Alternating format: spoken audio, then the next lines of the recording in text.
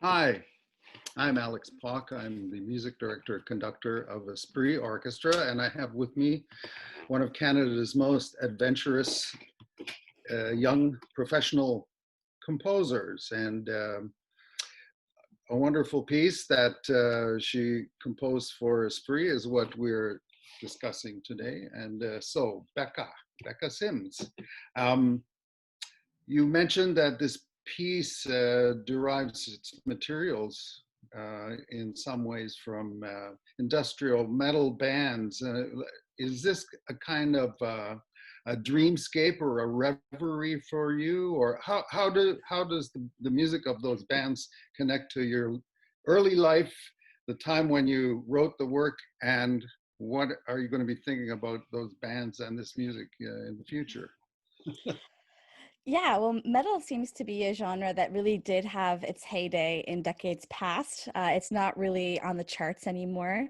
But when I was a young teenager, around 2002, 2003, there was a real renaissance in popular metal. And so growing up as a kid in St. John's, there was a lot of young metal bands and all ages shows. And I really got into it, both because I really liked the heavy sort of textures that go along with metal music, but also the sense of community and the fact that it was open to young people. And it was one of the few times that I could go into a bar as a 13-year-old was to go see an all ages metal show. And I mean, these bands, they don't feel very cool or current anymore. So the type of relationship that I have to them is largely nostalgic, actually, although nostalgia is a very strong motivating factor for a lot of people. Um, and so my music often in general tends to be on two extremes in terms of like density and texture. I have things that are really, really thin and light and sort of delicate. And then I have things that are very dense and very heavy. And I sometimes it's difficult for me to choose which route I'm going to go when I write a new piece. Um, and for this particular piece, I really wanted to write a cello concerto, and I really wanted to work with a friend of mine, Amal Arulanandam, and he is a metalhead like me, and he's one of the few metalheads in my social circle. So when it came to deciding what am I going to do with this piece, it's like, okay, well, I have to go the heavy route. So in terms of texture, especially in terms of timbre, because I have an amplified cello, okay, heavy. And then how else can I incorporate metal influences? And I decided to use quotations. And so there's a lot of little quotations from three different metal bands within the overall fabric of the piece. Do you think that the kind of electro aspects of heavy metal bands um, and you're connecting that with acoustic instruments? Do you think that the bridge exists, the gap, the bridge is gapped, or the gap is bridged? I'm not I, sure that it I'm thinking, like it would have been quite amazing. We didn't figure it out early enough, but to amplify everybody, not just the cello would have been solo. very, very cool. I mean, it would have been a lot of microphones, but it would have been a wall of sound. And I think that it is really difficult. I don't think an orchestra piece can truly be a piece of metal. I think it can reference it. I think it can play with tropes of metal, but I don't know if it could actually be the thing exactly. And I'm okay with that though. I think Amal's part as the amplified cellist was the closest thing. But with metal and with a lot of genres, timbre is so important. And when you get to metal, the timbre is, as you say, an amplified timbre. It has the distortion, it has the hum and the buzz of the amp. Like that is a very important part of what makes something metal, I think. And so I don't think that the gap was bridged so much, but I think it had all of the flavors and intentions that I wanted it to have that were sourced from metal. And I mean, I've heard like Dave Mustaine of Megadeth play with like he's played like the Four Seasons by Vivaldi on the electric guitar with an orchestra. And I think in terms of bridging the gap, my piece comes a little bit closer than that sort of statement does, you know? I remember at one point there was a potential project with a very famous rock band that I was doing initial negotiations with, and then the question came up from the leader of the rock band. why do we need an orchestra? We have we have everybody in this rock band amplified, and and I had to think about that a lot. Like, there's the full, complete sound without a symphony orchestra needed in the background. I wanted to ask you about the extraction of quotations and the textures and sounds from the heavy metal. How did you think of the form and textures and colors and densities, et cetera, like in shaping the piece? Yeah, so in terms of tension and release, it was mostly in terms of density. Like, I perceived the sections as having the most release to be those sections that were quite bare in texture, which is actually before the excerpt that I chose starts. We have a really, really bare section. And then we sort of ramp up to it and get to that orchestral 2D. And like the one time that it is like super dense and 2D and a lot of unison is what I consider to be the climax of the piece. So I did use this idea of having like all of the instruments playing, especially in rhythmic unison, to be like formally climactic and formally the most tension. And that's true with metal a lot of the time too. You have very stratified roles sometimes between the bass, between the lead guitar, between the rhythm guitar, between the singer. But occasionally when they all come together and do something in rhythmic unison, it's so powerful. And so I wanted to use that type of approach in the piece. And then formally there's basically an intro, three main sections, and a coda. And each of the sections sort of figures around different riffs. So like I said, there are three bands that I quoted, and they kind of like the main chunk of those sections each have to do with like one band's set of quotations, because I use multiple quotations from each band. Do you ever think in terms of emotion when creating, and how would that relate to this? Like, there's sad music and happy music and chilling out music, et cetera, et cetera. Does that ever factor into what you're doing? I mean, especially in a piece like this, where the listener of traditional music that's organized by harmonies and melodies and things, as opposed to texture, there's a conditioning that generates emotions. And so I'm just asking, does that ever factor into this piece, and maybe other pieces that you do? It's such an interesting question. I've never been asked that before. A friend of mine once told me that I'm a modernist in postmodernist clothing, and I think I do have a lot of modernist tendencies, and I am a little emotionally removed from my music a lot of the time.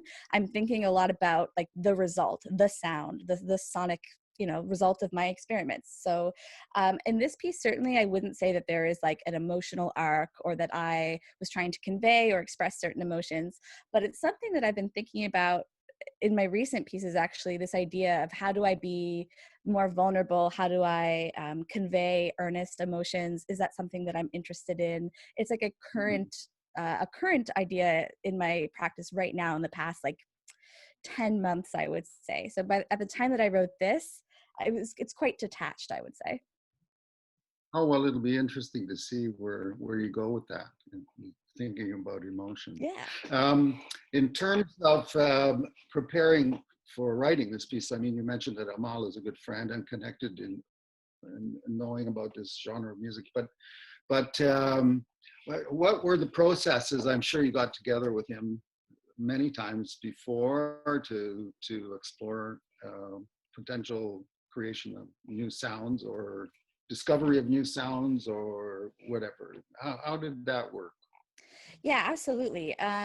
So we got together a ton of times, but it wasn't about the cello writing itself, because Amal is actually a cellist who I'm quite familiar with in general, not just because he's a friend, but because he's so active on the Toronto scene, and I've seen him play so many times that I kind of already knew where his strengths really lied. And he does seem to have a sixth sense in general, but particularly with my music, with phrasing and how to bring out the rawness of sounds, the distortion of sounds. He's always been really good at that. Like, we didn't really need to work on that together. But what we did work on a lot were the processed sounds. And I have to mention that Daniel Tapper designed the max patch for this piece, which did all of the processing on Amal's sound. And it's such a huge component of the piece. And we got together, the three of us, myself, Dan, and Amal, and basically the main goal was to see how are these different parts of the patch, how are these different like processing presets, how are they going to sound in different registers at different volumes with pizzicato versus arco, because even though the preset might be the same, when the playing technique is the same, it might not come across as strong, or it might do strange glitchy things. And I was really interested in seeing what those types of results were. So we spent, I don't know how many sessions we did together, maybe like over 5 and less than 10. And then we also did a lot of practicing, like, okay, Amal has to play this sometimes very challenging cello part along with like clicking through presets, and there's almost 30 in the piece. So it was this level of coordination for him that we didn't want to take up too much time with the orchestra, of course. So we did a lot of it just the three of us together, which was like the fact that he lived in town and we're all friends and we're all close to one another, like geographically, was just like so helpful, because by the time he got together with Esprit, that part was down pat. We didn't have to worry about it, which was a huge relief. In conducting the work at the premiere, I felt where I was in relation to the ensemble and the electronic sound, etc. I felt it was a very immersive experience for me. For me in particular, I know for the audience too, but being placed right there in the center of it all. And it's interesting, you know, I was involved with naturally beating time and giving cues and doing all the things that a conductor does. But I have to say that I was shifted into another level in this immersive experience, which was, I mean, musical, but you know, it kind of lifted me out of just working with the conducting things that I had to do, which, you know, that's a very interesting thing to have happened. And part of it, I guess, is to do with the sounds that aren't normally happening in an orchestra or an ensemble like the one we used. But I think that the continuity of the piece and just what it was doing, that's why I mentioned at the beginning of the conversation this idea of dream or reverie, that it seemed to be floating along and carrying me with it. So how is the form of this piece and the colors and the kinds of orchestrations, how is that going to move forward in your new pieces? Or is it? It was, I think it will. I think it was a huge learning experience, because it was one of my first pieces for like a chamber orchestra and a soloist and with electronics. So it was a huge experiment in balance. And after the first rehearsal, I did change quite a number of dynamics, for example. In terms of texture, there are places that, like I mentioned earlier, I did want it to very much thin out. But when you have so many instruments on the stage, it's like, is this too thin? Is this a risk of being too thin? And I think my orchestration has been stronger going forward from this piece. Certainly, I'm less likely to use like 3 or 4 Ps, like pianissimo, when there are electronic things happening. You know, it was really, really helpful for that. Also, just in terms of like what's possible with a solo part and the orchestra, and this, like the level of patience you have for something being by itself. Like, because the soloist, it's really difficult to balance, because you don't want the orchestra to be doing nothing. You want the players to feel engaged. You want everybody to feel like they're important. And so this balance between, okay, they're supporting the soloist, but now they've pivoted into something that's more secondary or even principal material. Like, those were all things that I'm thinking about a lot more since doing this piece.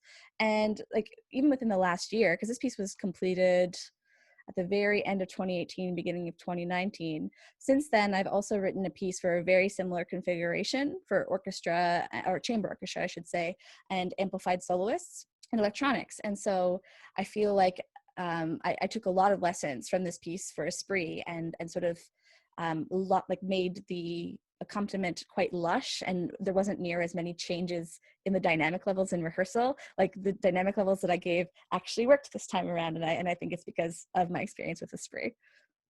Wonderful. I'm so happy that that was your experience. Yeah. I'm so pleased to have had this set of insights about your music. Thank you very much for participating, and we look forward to hearing your ongoing work. Thank you so much, Alex, and thank you for commissioning the piece. Okay, bye now.